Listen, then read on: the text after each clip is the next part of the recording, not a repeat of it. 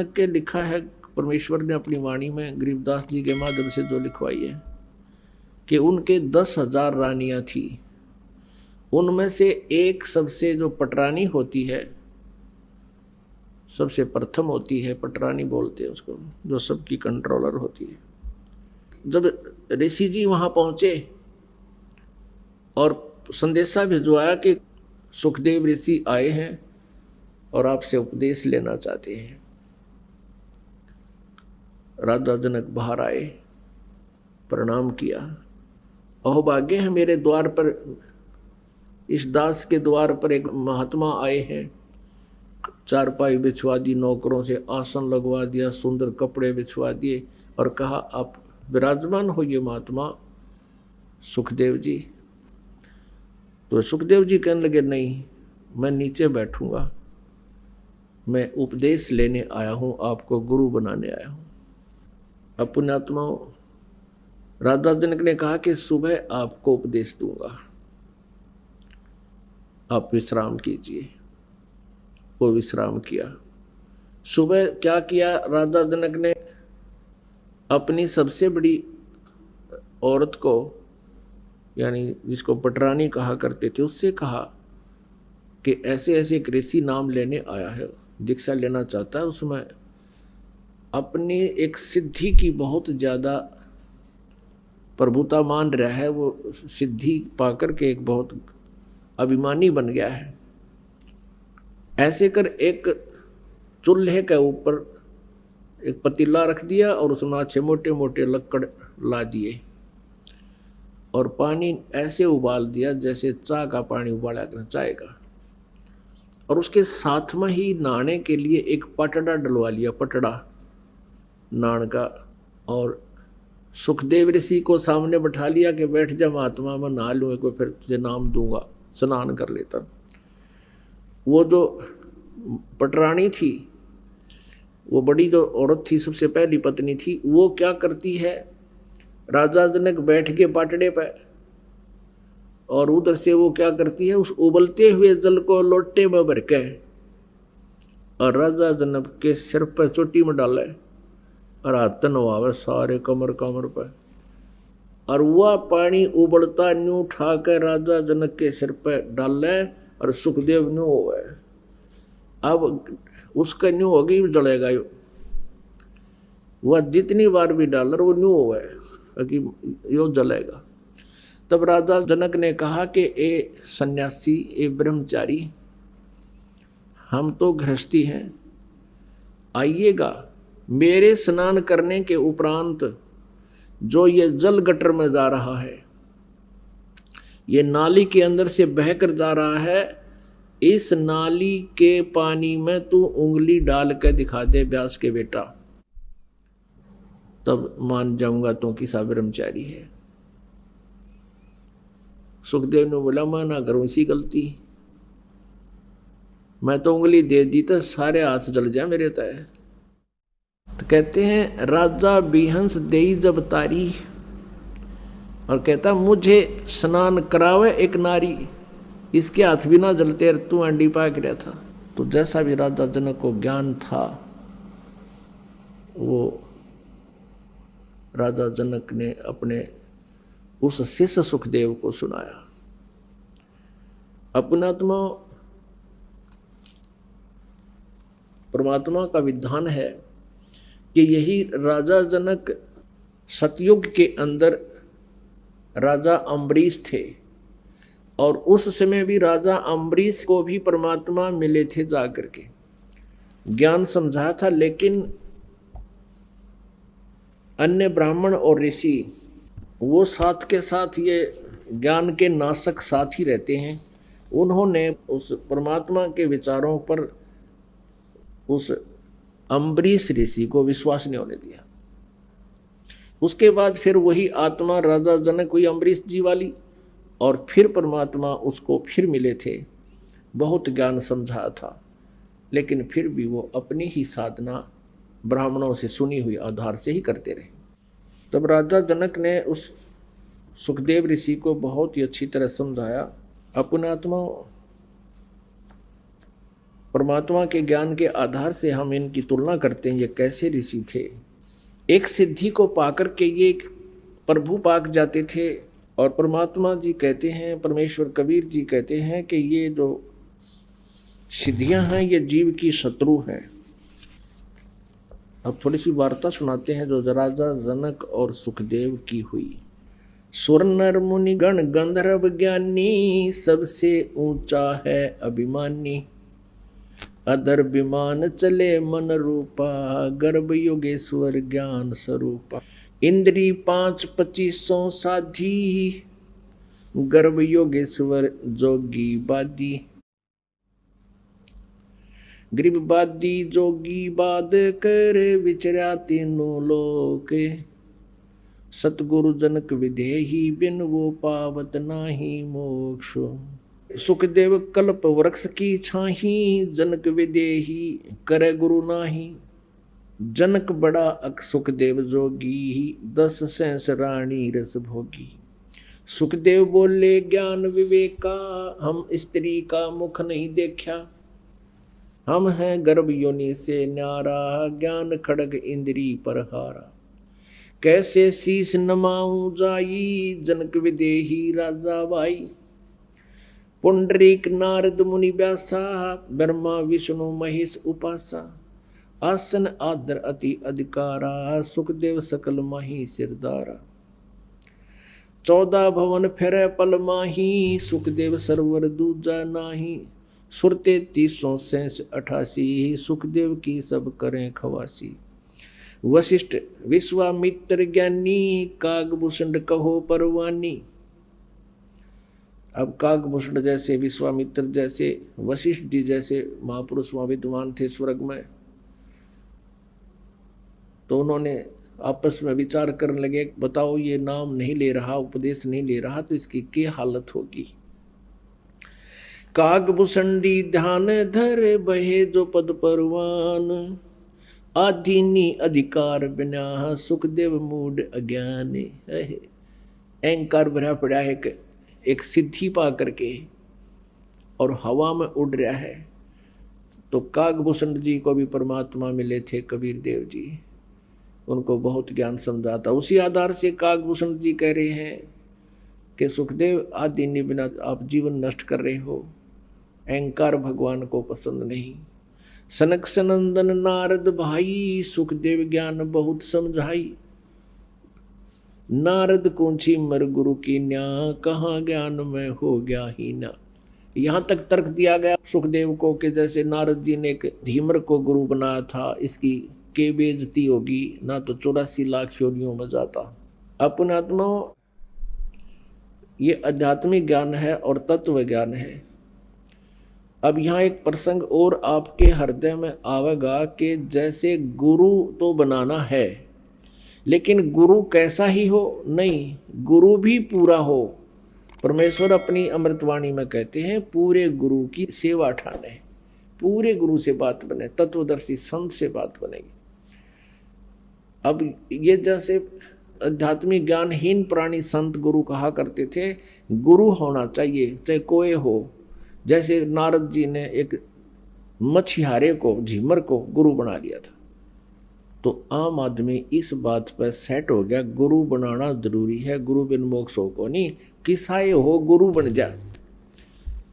एक बुढ़िया को एक बहन हमारी शिष्या लेकर आई, रोहतक की थी वो, वहाँ करोथा आश्रम में, और वो कहने लगी ये नाम लेवगी जी हमारी पड़ोस में रहती है। माँ भाई ठीक है बहन, इसको सारे नियम बता दिए अपने, हमने सारे नियम बता दिए। बोले हाँ जी ठीक से, ठीक है ठीक से, नाम लेगी।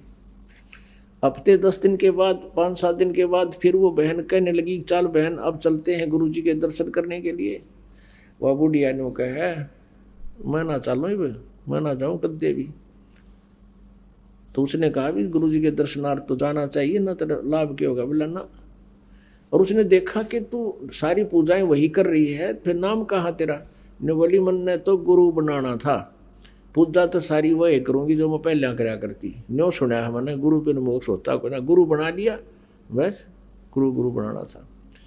तो इन अज्ञानियों ने इसका नाश कर रखा है। कहाँ तक इनके अज्ञान को हटाया जाए, लेकिन इस तत्व ज्ञान से ये ठीक हो जाएगा। और फिर ये बता रखा भाई पूरे गुरु बिना बात बने नहीं, यह भी सच्चाई है। अब ये ज्ञान तो संत देते हैं कि पूरे गुरु बिन बात नहीं बने, जैसे राधा स्वामी धन सतगुरु और ये दूसरे पंथ हैं, ये निरंकारी आदि, ये गुरु महत्व बताते हैं, गुरु की महिमा भी बताते हैं, और ये भी कहते हैं पूरे गुरु तो बात बनेगी भाई। गुरु पहुंचा हुआ हो तो उस कैटेगरी के जो अनुयायी हैं उन ग्रुपों में, तो उनको इतना जरूर प्रतिदिन सुनने को मिल जाता है, गुरु पूरा हो तो वो अपने ही गुरु को पूरा मानकर वहाँ सेट है। एक बहन वृद्ध हो रही थी, वो आई एक बहन के साथ उपदेश लेने के लिए, और उद्देश्य था उसका कोई लाभ उठाना, कोई उसको लाभ मिला को ना। पहले राधा स्वामी से नाम लिया, फिर सिरसे वाले से लिया, फिर निरंकारी में भी ले लिया, 4-5 गुरु बना लिए थे उसने। और जो उद्देश्य वो लेकर गई थी वो होया पूरा को नहीं, तो उसने ने सोची भाई यूँ काम मेरा पूरा हो जाता है गुरु पूरा होगा, ऐसी कुछ सोच थी। तो वो यहाँ आई तो हमने उनसे कहा कि माई आपने नाम लेना है तो ऐसे ऐसे नियम हैं और भक्ति ऐसे करनी है डट के। नो बोली जी मैंने सारा मेरा है, मैंने 5 गुरु बना रखे, छठा तना बनाना आई हूँ। मैं पूरा गुरु तो एक का बतेरा, इतने बनाने की क्या आवश्यकता थी। नो बोली ने बनाए थे, कोई सा 1.5 तो पूरा होएगा, वो तो पार करेगा। कि मैंने सुन रखा था पूरे गुरु तो बात बनेगी, न्यो बनाए हैं 5 कि कोई सा 1.5 तो पार करेगा, कोई सा तो पूरा पाओगा। तो ये कोई फार्मूला नहीं है, ये कोई पैमाना नहीं है उसे गुरु की पहचान करने का। तो हम इतने ज्ञानहीन बना दिया, हम अपनी अटकल से लग जरूर रहे हैं लेकिन रास्ता नहीं मिलता। अब थोड़ा सा प्रसंग यहाँ, उस नारद जी ने जो धीमर गुरु बनाया था वो कौन था? वो एक पुण्य आत्मा थी, किसी समय परमेश्वर कबीर जी की शरण में रहे थे, लेकिन हम कुछ दिनों के बाद इस काल के ज्ञान के ऊपर फिर दोबारा टिक जाते हैं, भगवान की भक्ति त्याग देते हैं। ऐसा ही उस नादान आत्मा ने कर रखा था। फिर यो काल ऐसे कर्म बिगड़वा दिए उस पुण्यात्मा के, ऐसी जगह मछियारों का जन्म दे दिया, और वो मछली पकड़ के लावे और बेचे, उसे तो गुजारा कर आप भी काट के खावे। अब कहते हैं कबीर कमाई आपनी कदे ना निष्फल जा, 7 समुद्र आडे पड़े मिले अगा हुआ। क्या हुआ कि एक बार वो जिस राज्य में रहता था वहाँ के सभी तालाबों की मछलियाँ उसने पकड़ ली थी, कालू नाम के जीमर ने, वो तो खाली हो लिए थे। उसने देखा कि पड़ोसी राजा एक बहुत धार्मिक व्यक्ति था, उसने सब जगह ये आदेश दे रखा था कि मेरे राज्य में हिंसा नहीं हो, जीव हिंसा नहीं हो, और इस कारण से किसी भी तालाब में कोई मछलियाँ नहीं पकड़ता था। और वो चला गया कालू, उसने देखा सी मोटी मोटी तोरी सी भारा भारा घिया सी कूदे उसके अंदर, उसने सोचा सुबेरा करूँगा काम। उसको ये भी पता था कि राजा ने यहाँ आदेश दे रखा है कि यहाँ प्रतिबंध है, उसने सोचा रात में चोरी करूँगा। अपनी पत्नी से कहकर चला गया कि मैं ऐसे ऐसे जा रहा हूँ उस तालाब पर, और है तो वहाँ खतरे का काम, पर देखी जाएगी, अब रोजगार तो यही है। अब वो पहुँच गया वहाँ तालाब पर।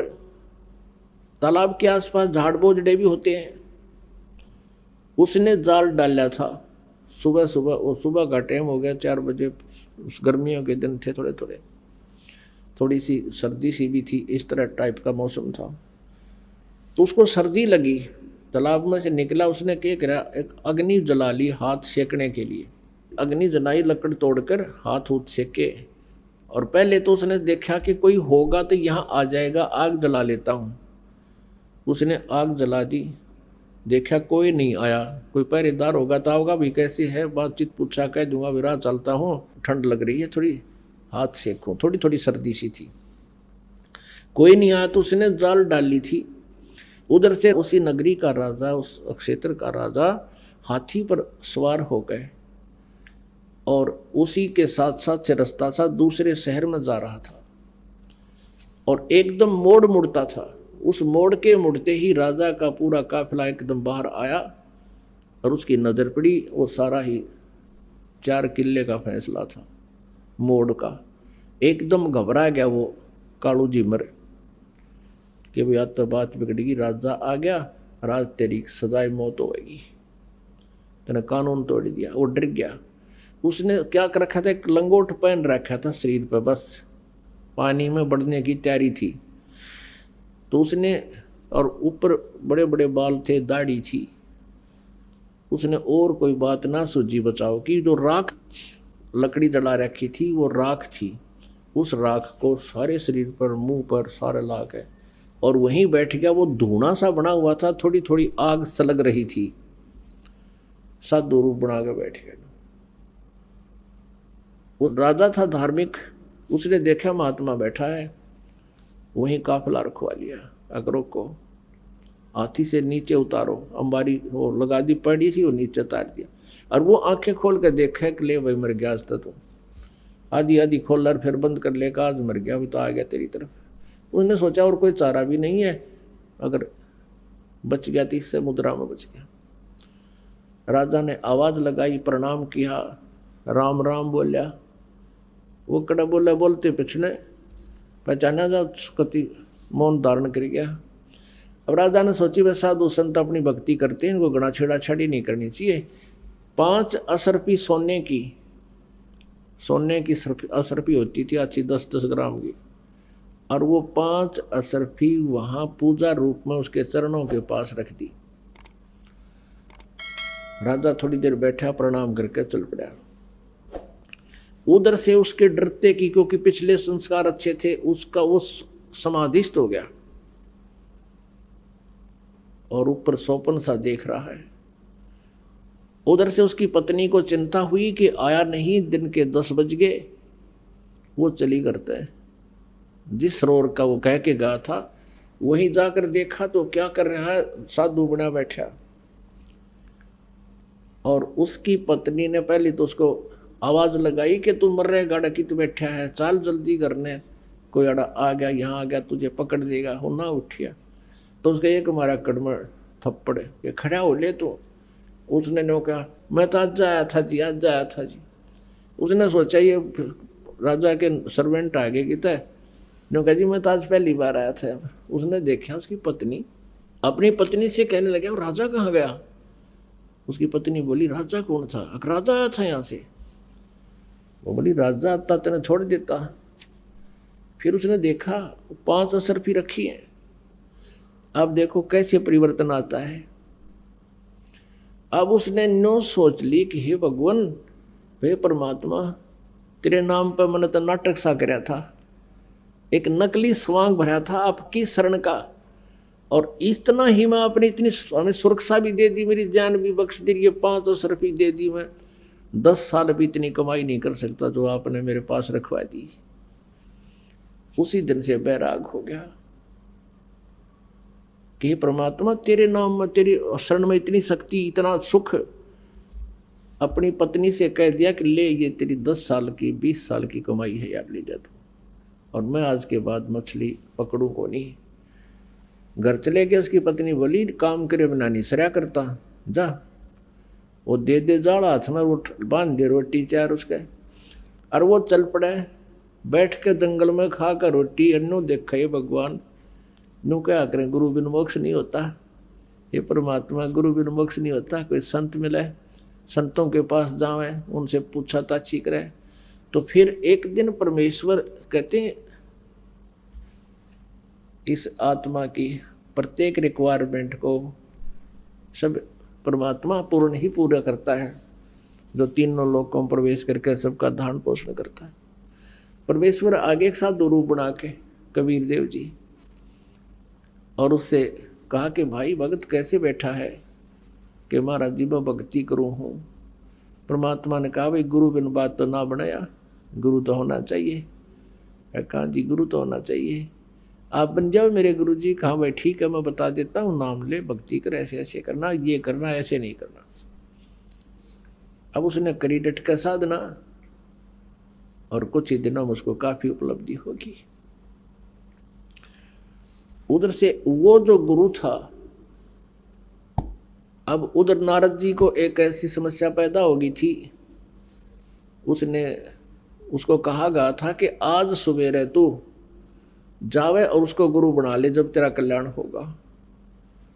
तो सवेरे सवेरे वो जा रहा था किसी घाट के स्नान करने के लिए, आगे से वो कालू झीमर मिल गया उसने, तो उसको उन्होंने गुरु बना लिया। उस कालू झीमर ने उसको बताया कि ये नाम जाप कर ऋषि जी, जब तेरा कल्याण होगा। अब कहने का भाव ये है पुण्यात्मा, हम ये सोचा करते थे कि कालू जो था एक सिंपल सा साधारण आदमी, एक मछियारा था, और उसको नारद जी ने गुरु बना लिया तो उसका उस सत्र का कल्याण हो गया। अब उस समय वो कालू झिमर नहीं था, उसने सारी बुराई छोड़ दी थी, वो संत बन गया था। लेकिन हम फिर भी वो फीत उतारते नहीं उसको फिर भी धीमर कहा करते थे, झीमर कहा करते, जबकि वो परम संत हो गए थे। तो अब ये शंकाएं सारी समाप्त करनी पड़ेंगी कि किसी भी गुरु से नाम लेने से काम नहीं बनेगा। वो गुरु भी उस सत्र का हो जिस सत्र की हम साधना करना चाहते हैं। तो क्या बताते हैं, अब नारद जी की भी समस्या ये आ गई थी, वह झीमर को गुरु बनाऊं, तब उन्होंने समझा था कि अपना कल्याण करा लेना, अब तेरी बिरन मिट्टी हो जाएगी। तब नारद जी ने भी उस झीमर को गुरु बनाया था, फिर उसका कल्याण हो गया, तो फिर वो खुशी मनाता है। अब यहाँ उसी पॉइंट को कहते हैं कि नारद ने झीमर गुरु की ना, और कहाँ ज्ञान में हो गया ही ना। इसकी के बेइज्जती हो गई, अपना काम करा लिया, अपना भक्ति कर ली, और नहीं तो 84 लाख योनियों में नारद जी चले जाते हैं।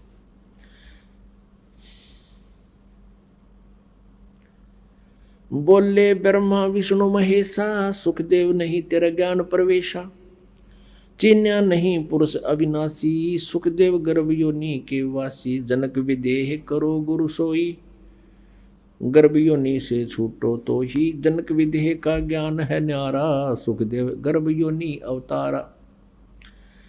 योनि संकट दे कहाई, गर्भ योनि आगे है भाई। योनि संकट देह कहावे, गर्भ योनि कोई बिरला पावे। पिंड ब्रह्मंड दो हैं योनि, इच्छा बीज न सुखदेव हुनी। 14 भुवन फिरे पल माही, उड़ा फिरे पक्षी की नाई।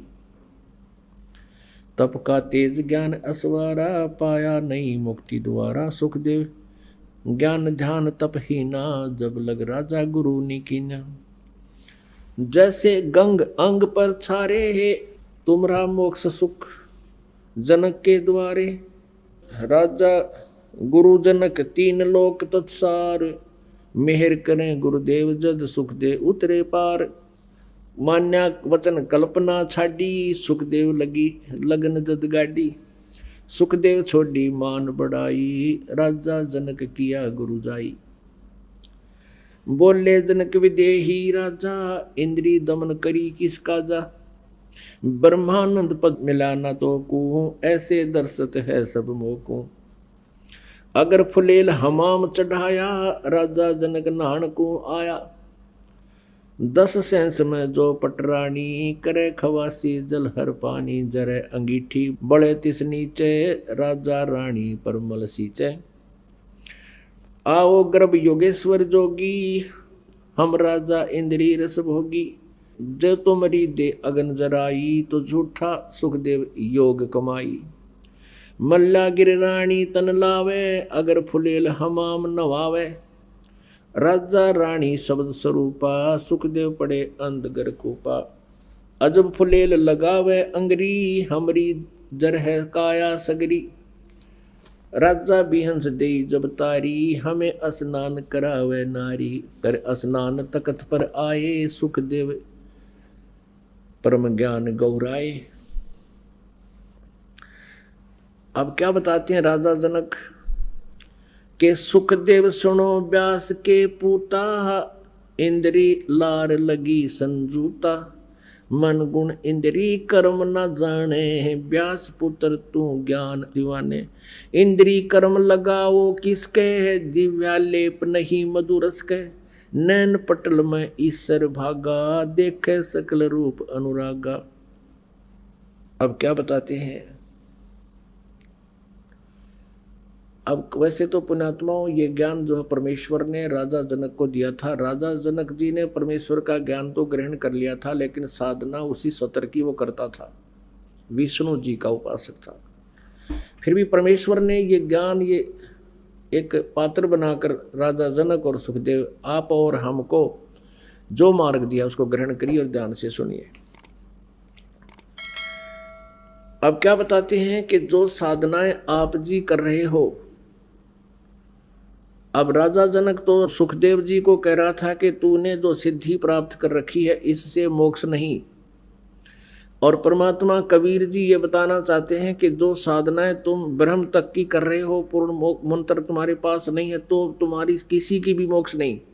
अब जैसे राजा अम्बरीश थे सतयुग में, वही आत्मा राजा जनक हुए, और वही आत्मा राजा जनक के समय अपना जो पुण्य किया था, यज्ञ धर्म किए थे, उनको स्वर्ग में समाप्त करके वही आत्मा फिर ये गुरु नानक देव जी हुए जो सिख धर्म के प्रवर्तक हैं।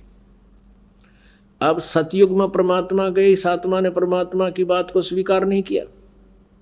त्रेता में आए, इसके मिले राजा जनक को, ज्ञान जरूर सुना, आधार भी बनाया, लेकिन पूजाएं वही की जो उनके गुरु बताया करते थे। और वही आत्मा फिर नानक जी के रूप में ये भारतवर्ष में, यानी पश्चिमी पाकिस्तान वर्तमान में, पहले भारत ही था, तो वहाँ कालूराम मेहता के घर उनका जन्म हुआ। और कहते हैं जो जन हमारी शरण है ताका हूँ मैं दासे, गेल गेल ला गया फिरूं जब तक धरनी आकाश। तो फिर नानक जी को परमात्मा मिले बेई नदी पे, और फिर उनको ज्ञान दिया, तब उस पुण्यात्मा का कल्याण हुआ। तो इस प्रकार उसी दृष्टिकोण से भगवान परमात्मा कबीर जी हमें बताना चाहते हैं कि जो साधना ये ऋषि लोग किया करते थे वो कैसी है। जैसे चंदन सर्प लिपटाई, शीतल तन भया विष नी जाई। अब जैसे चंदन सर्प लिपटाई, गर्मियों के दिनों में चंदन के पेड़ बहुत ठंडे होते हैं, चंदन की लकड़ी, और ये सर्प जो है गर्मी से शीतलता पर राहत पाने के लिए उन चंदन के पेड़ों के लिपट जाते हैं। अब परमात्मा क्या बताना चाहते हैं कि जैसे चंदन के पेड़ के लिपट के और सर्प शांति प्राप्त करना चाहते हैं, नहीं हो पाएगी, क्योंकि शरीर तो शीतल हो गया, जिस कारण से उसको बेचैनी है, वो उसके अंदर विष है, वो विष के कारण उसको बेचैनी होती है, और उस विष का नाश नहीं होगा तब तक उसको शांति नहीं हो सकती। तो ऐसे परमात्मा बताना चाहते हैं कि जैसे सर्प चंदन लिपटाई, शीतल तन भय विष नहीं जाई, अर्थात उसकी जो कारण है दुख का वो नष्ट नहीं होता। तो कहने का भाव यह है कि जैसे तुम साधनाएं कर रहे हो, इससे तुम्हें ये महसूस हो रहा है कि हम कुछ भक्ति कर रहे हैं, आप संतुष्टि महसूस कर रहे हो, लेकिन जिस कारण से आपको दुख होगा वो पाप कर्मों के कारण, और सत साधना ना मिलने से वो पाप नाश नहीं होते। जब तक वो पाप नाश रूपी विष नाश नहीं होगा तो आप जी को शांति नहीं हो सकती। जो साधनाएं तुम कर रही हो ये तो ऐसी है जैसे सर्प चंदन के लिपट के और महसूस करता है कि मुझे कुछ राहत मिल रही है, लेकिन वो राहत सही नहीं है, वो तो उस विष के कारण है। वो विष नाश होगा तभी बात होगी। आगे क्या बताते हैं, सीप माही जो मोती मुक्ता हल, बाहर खारा नीर हलाहल। सार वस्तु तो अंदर लीनी, सुख जमीन को दीक्षा देनी।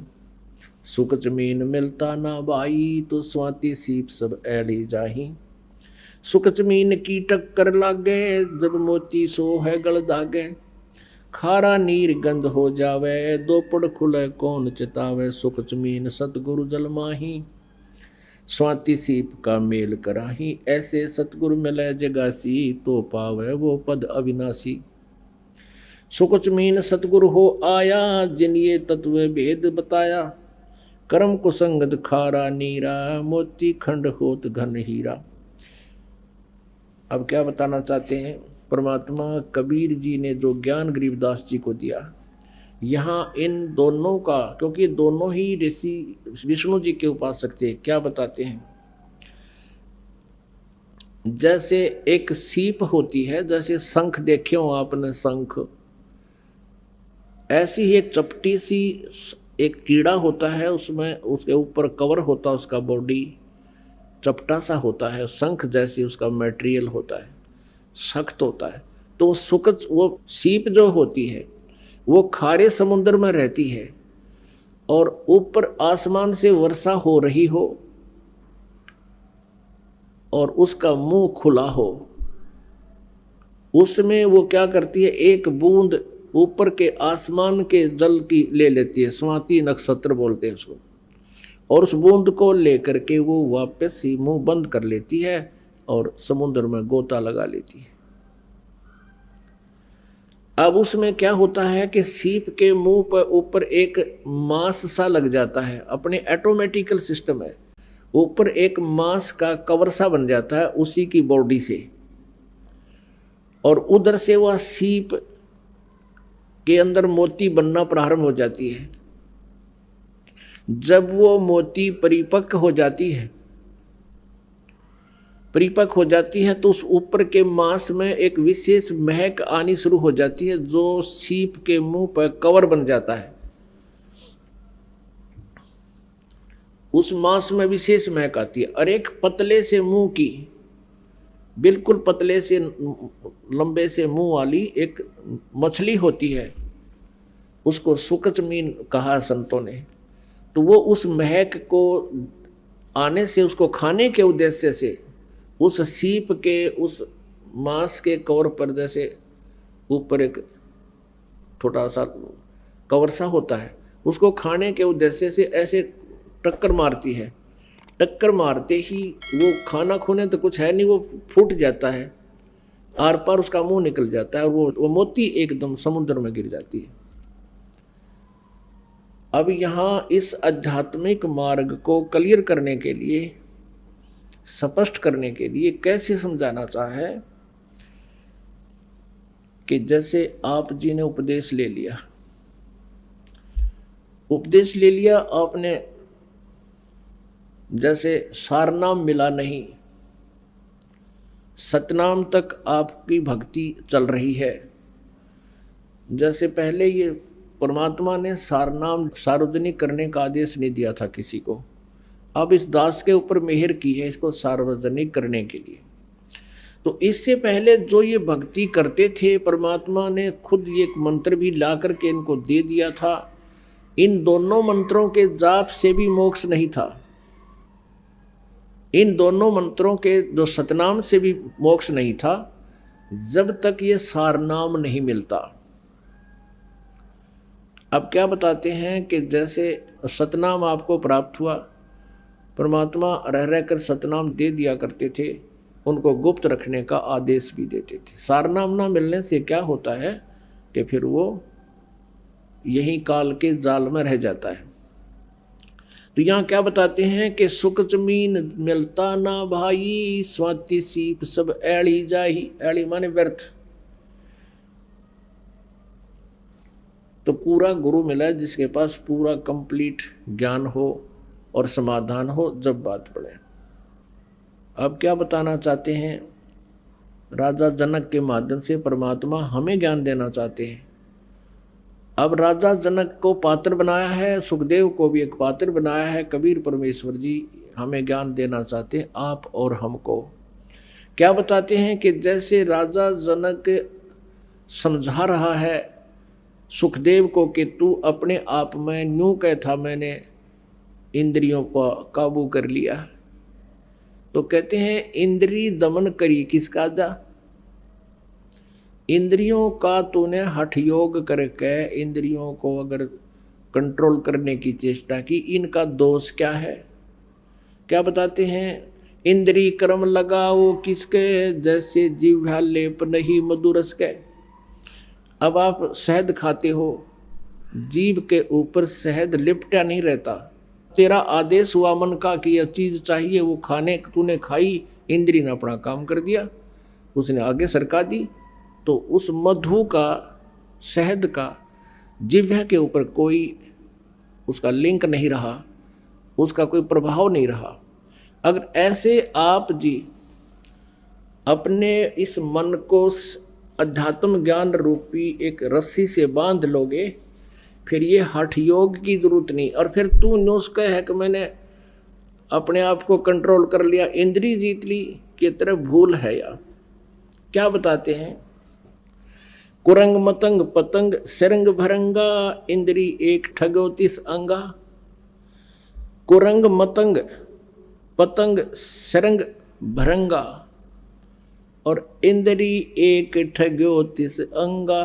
तुमरे संग पांचों पर कासा, या योग युगत की झूठी आशा। कहते हैं बोले आदमी, आप अपने कर्म बिगाड़ रहे हो। जैसे कुरंग, हिरण होता है कुरंग, उसके कान का विषय होता है शब्द, शब्द के विषय पर वो इतना कायल होता है, इतना विवश होता है कि ये हिरण पकड़ने वाला, मृग पकड़ने वाला एक शिकारी एक प्रकार की एक धुन बनाता है सारंगी या अपने किसी यंत्र से, और उस धुन पर कान के कारण वो इतना विवश हो जाता है, हिरण आकर के उस शिकारी के सामने ऐसे मुख रख देता है और उस धुन के ऊपर इतना वो मोहित हो जाता है और वो उसको पकड़ कर और जा ले जाता है। फिर उसको उसकी मौत का कारण बन गया वो कान का विषय। फिर बताते हैं कि मतंग हाथी होता है, हाथी के अंदर ये काम वासना सबसे ज़्यादा होती है। हाथी पकड़ने वाले क्या करते हैं, एक हथनी को ट्रेंड कर लेते हैं और एक गड्ढा बना लेते हैं, वहाँ काफ़ी लंबा खाई सी खोद देते हैं 5-7 फुट चौड़ी लंबी, और उसके ऊपर दोबारा उसको छात देते हैं बोदे बोदे लकड़ों की, उसके ऊपर मिट्टी डाल देते हैं, मिट्टी के ऊपर घास लगा देते हैं, ताज़ा घास पाड़ के उसके ऊपर लगा देते हैं, पानी पुनी छिड़क देते हैं, और हथनी को हाथियों के झुंड में छोड़ देते हैं। वो जाती है हाथी के साथ, सप्रस करती है अपने शरीर को उसको उत्तेजित करने के लिए। हाथी उत्तेजित होकर के 2-4 हाथी उसके पीछे चल पड़ते हैं, वो फिर भाग लेती है वापस उसी दिशा में जहाँ से उसको छोड़ा गया था। वो सीधा भागी आती है, पहले तो हाथी उसके पीछे पीछे भाग रहे होते हैं, फिर वो साइड काट के, उसको पता होता है कि यहाँ तूने नहीं आना, वो उस स्थान को छोड़कर जहाँ गड्ढा बना रखा होता था उसके साइड से काट के फिर हाथी उसकी तरफ भागते, तो फिर उसी तरफ काट के एकदम कट के फिर सीधी भाग लेती है। यानी उनको ऐसा ट्रेंड कर रखा है, वो एक बार ऐसे भागेगी वो स्वयं साइड पकड़ के आती है और फिर सीधी इधर भाग लेती है, तो हाथी फिर सीधे ही भागे आते हैं उसके पीछे और उस खाई में गद गद 3-4 कट्ठे पड़ जाते हैं, गिर जाते हैं और फिर सारी दिन चिंगाड़ मारते रहते हैं। और वो हाथी माल पकड़ने वाले ऊपर खड़े होकर के उनके लंबे लंबे भालों से उनके सिर में ठोकते रहते हैं। 2-3 दिन उनको आहार नहीं मिलता, तब वो समर्पित कर जाते हैं, निढाल हो जाते हैं, तब उनको पकड़ कर लाते हैं। अब क्या बताते हैं, कुरंग मतंग पतंग सरंग भरंगा, इंद्री एक ठग्यो 30 अंगा।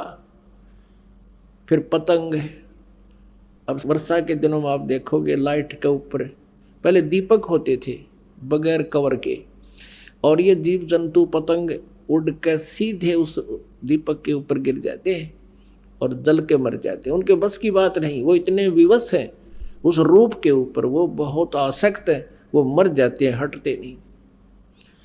फिर बताते हैं कि जैसे शरंग कहे मछली ने, अब मछली पकड़ने वाला क्या करता है, एक लोहे के एक तार का कांटा बनाता है और उस कांटे में एक मांस का टुकड़ा टांग देता है और उस हुक के उस कांटे के रस्सी बांध के और जल में डाल देता है, और मछली खाने के लिए एकदम ऐसा मारती है उस पर डंक, ऐसे उसको पकड़ लेती है और वो झटका देता है, मांस खाना चाहती है, वो कांटा उसके गले में अंदर घुस जाता है और उसको पकड़ के बाहर पटक देता है।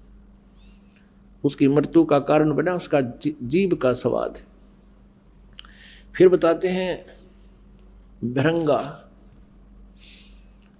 भौरे को कहते हैं, भंवर को।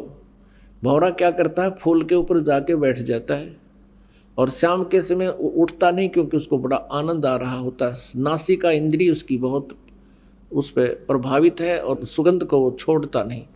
और रात्रि के समय वो फूल बंद हो जाता है, भंवरा सुबह तक उसमें मरा हुआ मिलता है। अब परमात्मा क्या बताना चाहते हैं कि इस काल ने, कहते उन प्राणियों, कहते एक एक विषय था और उस विकार के कारण उनकी मौत का कारण बन गया। तुमरे संग पांचों पर कासा, योग युगत की झूठी आशा। और मनुष्य जीवन में काल ने ये पांचों विकार ला रखे हैं कि कहीं वो भक्ति ना कर ले, मेरी जाल से निकल ना जा। तो कहने का भाव ये है कि जो साधनाएं ये ऋषि महर्षि कर रहे हैं, उनसे ये विकार नष्ट नहीं हो सकते, ये नॉर्मल भी नहीं हो सकते। अब जैसे भगवान शिव से बड़े साधक ये नहीं हो सकते, कोई भी नहीं हो सकता तीन लोक में। और भगवान शिव को एक बार पार्वती जी ने ऐसी गलती कर दी थी कि जैसे श्री रामचंद्र जी जंगल में सीता के वियोग में घूम रहे थे और ऊपर से भगवान शिव ने प्रणाम किया, कहा ये भगवान विष्णु है नीचे। पार्वती ने कहा आप किसको प्रणाम कर रहे हो? कि वो सामने भगवान विष्णु आए हुए हैं, उनको प्रणाम करा। पार्वती कहने लगी मैं तो ना मानूं, भगवान रोए, क्योंकि जब सीता जी का अपहरण हो गया था वो रो रहे थे। मैं तो परीक्षा लूंगी तब मानूंगी ये भगवान है। भगवान शिव ने कहा था परीक्षा मत लेना। जब तो मना कर दिया, लेकिन नजर बचा कर पीछे से धोखा दे करके वो सीता रूप बना कर श्री रामचंद्र जी के सामने आ गई। और ये काल के हाथ में है इनकी रिमोट।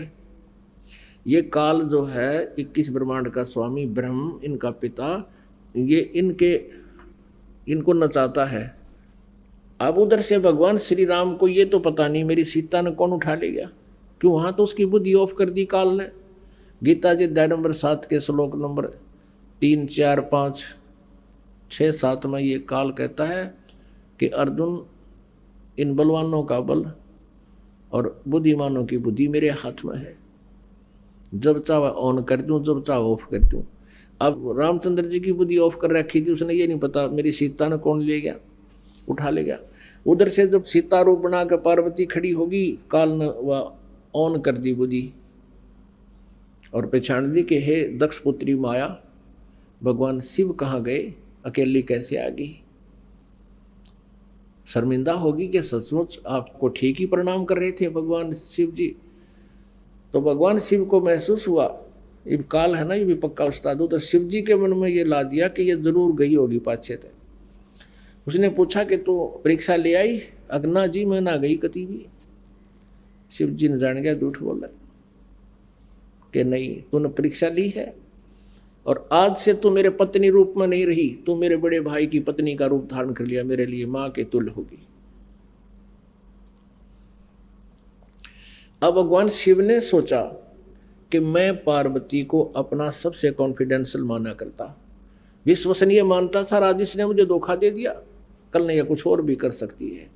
तो उसने सोचा भी मैंने औरत की आवश्यकता क्यों पड़ी, क्योंकि मेरे अंदर काम विषय है और यदि इस काम विषय को मैं नष्ट कर दूं, बात खत्म हो जा, ना रहेगा बांस ना बजेगी बांसुरी। तो इस काम वासना को समाप्त करने के लिए भगवान शिव जी ने हजारों वर्ष तप किया और ये मान लिया कि मैंने अपने वासना पर काबू पा लिया। अब उधर से काल को ये बात सुहाती नहीं, खटकती है कि यदि आज शंकर जी ने ये काम वासना जीत ली, तड़के दूसरा कर लेगा, फिर यह सृष्टि उत्पत्ति कैसे होगी, मैं खाऊंगा कहाँ से। भगवान शिव जी के मन में प्रेरणा कर दी काल ने। किसी ने आके कहा कि आप ऐसे ऐसे, भगवान जब सागर मंथन हुआ था तो भगवान विष्णु ने मोहनी रूप बना करके राक्षसों से अमृत का कलश छीना था और उनको मदिरा का कलश दे दिया था। तो शंकर भगवान के मन में प्रेरणा होगी कि भगवान विष्णु जी का वो मोहनी रूप देखूंगा। वहाँ से चल पड़ा, विष्णु जी के लोक में आ गए। विष्णु जी से राम रमी हुई, नमस्कार हुआ, सब बैठ गए। तब भगवान विष्णु जी ने पूछा कैसे आए, कोई कार्य विशेष है या वैसे मिलने आए थे? कि कार्य विशेष से आया हूँ, मैंने जब सागर मंथन हुआ था मैंने विष ले लिया था, मेरे चक्कर बन गया था और मैं आपके उस मोहनी रूप को नहीं देख सका। ये देवता लोग बताते हैं कि आप बहुत सुंदर लग रहे थे, आज मुझे वो मोहनी रूप दिखाओ। विष्णु जी हंसने लगे, बोले नाथ को कर दिखाऊंगा, वो तो कोई टाइम था हैं। और भाई ये मन शर्म आवा मैं स्त्री रूप धारण करूं? तो भगवान शिव जी बोले मैं तो उस समय जाऊंगा जब मुझे रूप दिखा दो। यूँ बैठ गया। अब भगवान विष्णु को पता था कि 88,000 वर्ष तक बैठ का आया है और हड़ बैठ गया, ये उठा कोई नहीं। यूँ तो अच्छा समस्या आई। कहने लगे आप भी अच्छी बात करो हो, ऐसे कैसे बनूं बताइए इस टाइम में। यूँ कहकर अंदर अपने रेजिडेंस में प्रवेश कर गए और बाहर बरंडे में बैठे विष्णु शिव जी, और सामने बहुत सुंदर स्वर्ग के हुए बाग बगीचे बिल्कुल दूर तक। उधर से अंतर ध्यान होकर भगवान शिव जी ने एक सुंदर लड़की का रूप धारण करके बाग में अर्धनग्न शरीर पर कपड़े और घूम रहे हैं। भगवान शिव जी ने इधर उधर देखा, विष्णु तो जा रहा है घर अंदर, और तू चल आगे को।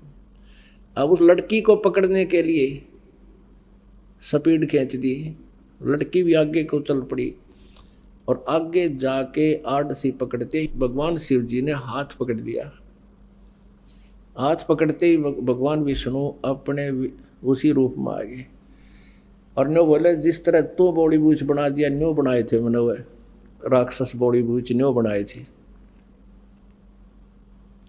अपने आत्माओं परमात्मा कहते हैं जैसे अगन काष्ट के माही है व्यापक पर दिखे नाही, ऐसे काम देव पर चंडा व्यापक सकल दीप नो खंडा। कहते हैं जैसे काष्ट में लकड़ी में आग है पर दिखाई नहीं देती, और जब इसके तिल्ली लगा दी जाए तो देखना पूरी आग है ये। तो कहते हैं जैसे अगन काष्ट के माही है व्यापक पर दिखे नाही, ऐसे काम देव पर चंडा व्यापक सकल दीप नौ खंडा। अब कहने का भाव ये है कि यदि हम ये डले ढोन लगा, पहले अपनी इंद्रिया न काबू करा, तो वो भी बात व्यर्थ की पाई। तो क्या बताया है कि जो साधना हम बता रहे हैं परमात्मा कहना चाहते हैं, उस भक्ति से आप जी के ये सभी विकार पहले ज्ञान हो जाएगा। ज्ञान के बाद फिर ये मन जो भक्ति हम करते हैं इसके अंदर एक ऐसी स्थिति आ जाएगी कि ये मन बकवाद तो करेगा लेकिन ये हानि करने जोगा नहीं रह सकता, क्योंकि इसको आग दिखाई देने लग जाएगी, उससे आगे नहीं बढ़ सकता ये। इस प्रकार हम परमात्मा पा सकते हैं, ये विधि बताई है। तो कहने का भाव प्रसंग चल रहा था कि परमेश्वर कबीर देव जी ने गुरु बनाया, गुरु जी की आवश्यकता बताई कि गर्भ योगेश्वर गुरु बिना वो करते हर की सेवे, सेवा ने पूजा।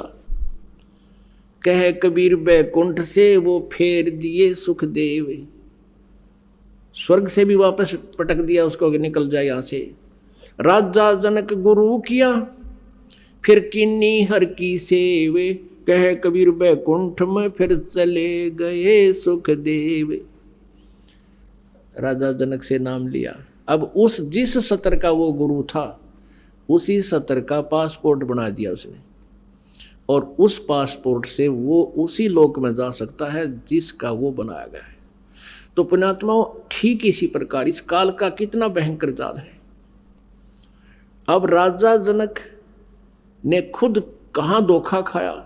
राजा जनक ने खूब पुण्य किए, बड़ी बड़ी यज्ञ की, हजारों मतलब यज्ञ किया, 100 मन के एक समय में 100 मन का एक यज्ञ की जाती है, वो कोई सैकड़ों की, हजारों की, और फिर उसके आधार से पुण्य बन गए। विमान में बैठकर जा रहा शरीर छोड़ करके सूक्ष्म शरीर में, आगे एक बहुत बड़ा नरक था जिसमें 12 करोड़ आत्माएं अपना कष्ट भोग रही थी। वह हाहाकार मच रही थी। काल ने उनका विमान उसके पास से निकाल दिया। अब साधु संत में दया होती है। राजा जनक ने कहा भी पार्क दो, जो पायलट थे उनसे कहा कि रोको इस विमान को, और ये आवाज़ रोने की कहाँ से आ रही है मुझे बताओ। उन्होंने बताया जी यहाँ ऐसे ऐसे एक नरक है, इस नरक के अंदर 12 करोड़ आत्माएं अपना पाप कर्म भोग रही हैं। राजा ने कहा कि इनको छोड़ दो, इनको छुड़वा दो। उन पार्षदों ने कहा कि यहाँ आपका आदेश नहीं चलेगा, आप राजा नहीं हो, यहाँ धर्मराज का आदेश चलता है। तो उन्होंने कहा कि मेरा विमान यहाँ रोक दो, धर्मराज से मेरी बात करा दो। पार्षद गए जी, ऐसे ऐसे उन्होंने जिद कर ली है। वो कहते हैं राजा जनक के 12 करोड़ इन सेना छोड़ दो इन नरक में पड़ी आत्माओं को।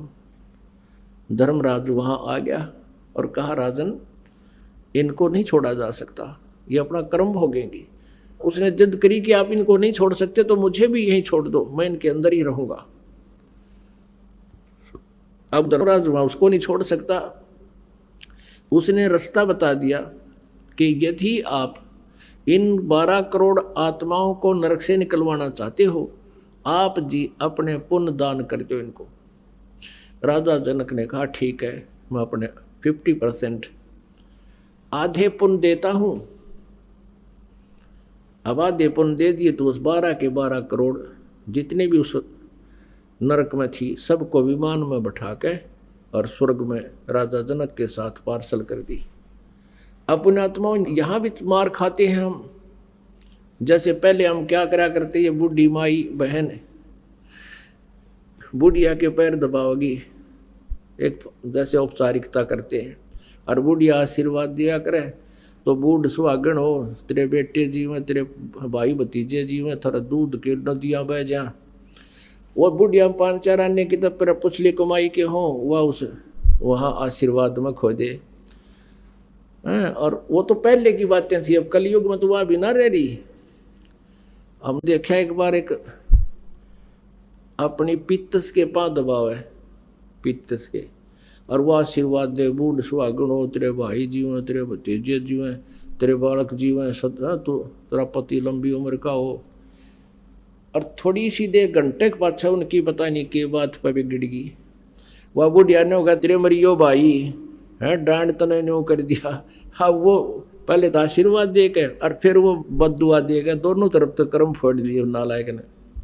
तो राजा जनक यु काल का यु दाव है कि न एक टायर में तो दूसरे टायर में हवा गालने जा, दोनों कंडम हो जाए। और यहाँ परमात्मा का तरीका है कि आपको सबको पंप दे दिया नाम की भक्ति का, आप भी अपनी हवा भरो, यानी भक्ति कमाई करो और अपने बच्चा ने भी लाओ, और सबको अलग से विधि बता दी जाती है, अपने कर्म बनाओ और चलो सतलोक में। तो वहाँ 50% अपने पुण्य दे दिए उन 12 करोड़ को, और सारे स्वर्ग में पहुँच गए। राजा जनक बड़ा खुश हुआ, वाह वाह होगी पूरे स्वर्ग में। राजा जनक ने 12 करोड़ की बंद छुटवा दी। कितनी की बंद छुटवा दी? जब तक राजा जनक के द्वारा दिए गए पुण्य उस एवरेज रेशो में उनको प्राप्त हुए, 12 करोड़ में बांट दिए। वो किसी का 10 दिन का, किसी का 2 वर्ष का स्वर्ग, किसी का वो 2 वर्ष के स्वर्ग सबके बन गए मान ले। तो 2 वर्ष तो वो स्वर्ग में रहेंगे, उसके बाद फिर नरक में, क्योंकि वो पाप तो नो के नो रह गए उसके। उनके पहले वाले पाप तो ज्यों के त्यों रहे जिनके कारण वो नरक डाले गए थे, लेकिन 2 वर्ष का पुण्य मिल गया। वो 2 वर्ष स्वर्ग में रहे, उसके बाद फिर नरक में ठोक दिए गए और फिर भोगेंगे वो पूरे उसी तरह फिर दुख पाए। और उधर से राजा जनक झाड़ दिया काल ने, आदि पुण्य खत्म कर दिए और वहाँ हजारों वर्षों तक स्वर्ग में रखा। और फिर जब वहाँ पुण्य खत्म हो गए, वो कौन क्या बने? नानक जी बने। पहले राजा अम्बरीश रूप में राजा थे, राजा जनक रूप में वो राजा थे, उनका हजारों और लाखों की संख्या में नौकर थे। और फिर वही आत्मा ठीक साधना ना मिलने से, सच साधना ना मिलने से स्वयं नौकर लगी एक सुल्तानपुर में नवाब के यहाँ नानक जी। काल का ये जाल है पुण्यात्माओं, इसको आपने घड़ी गहराई से समझना पड़ेगा। अभी तक हमें केवल दंत कथाएं, लोकवेद, वैसे मनराजी करने के लिए कथाएं सुनाई गई थी। हमारे को कोई भी निष्कर्ष किसी ने दिया नहीं था। परमेश्वर कबीर जी की रजा से आपको ये आध्यात्मिक तत्व ज्ञान प्राप्त हो रहा है। अपने आत्मा परमात्मा कबीर जी ने इस उद्देश्य से कि गुरु जी के बिना मोक्ष नहीं हो सकता, और यदि मैं गुरु नहीं बनाऊंगा तो आने वाले समय में ये कहा करेंगे, काल का दाव लग जाएगा कि कबीर जी ने कौन सा गुरु बनाया था, बगैर गुरु के ही बात बन जाएगी और काल फिर मेरी आत्माओं को धोखा दे देगा। इसलिए उस परमेश्वर ने, अब वो ऋषि किसी के ज्ञान में तो सुने को नहीं, कौन, स्वामी रामानंद जी ब्राह्मण पंडित, परमात्मा ने उसको ज्ञान सुनाने का कौन सा तरीका अपनाया। एक 2.5 वर्ष के बालक का रूप धारण किया। जब परमात्मा 5 वर्ष के थे कि लीला में शरीर कर रहे थे 5 वर्ष के, उस समय 2.5 वर्ष के बच्चे का रूप धारण किया और पंचगंगा घाट के ऊपर काशी में, जहाँ रामानंद जी स्नान करने के लिए जाया करते थे, वहाँ एक घाट बना हुआ था पक्की पौड़ियों का। उन पौड़ियों पर जाकर कबीर परमेश्वर जी 2.5 वर्ष के बच्चे के रूप में लेट गए। स्वामी रामानंद जी सुबह सुबह जाया करते थे ब्रह्म मुहूर्त में, गर्मियों के दिन थे। जो ही वो नीचे पैड़ियों से उतर रहे थे, परमात्मा कबीर जी 2.5 वर्ष के बालक का रूप धारण करके लेटे हुए थे। स्वामी रामानंद जी की खड़ाऊं सिर में लगी, काठ की खड़ाऊं पहना करते थे। खड़ाऊं